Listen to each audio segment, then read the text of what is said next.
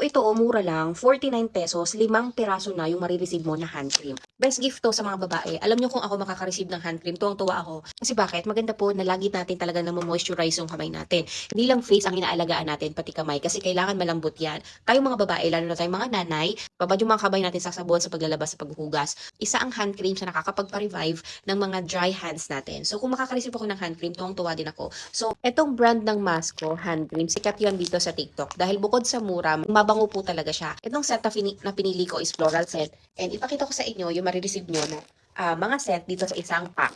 Ayan, green tea, false acacia, freesia, lavender, and syempre si rose. So para lang mabigyan kayo ng idea, ganito siya. Pea-size amount lang. Kasi mabango nga po talaga to. Tapos spread mo lang siya.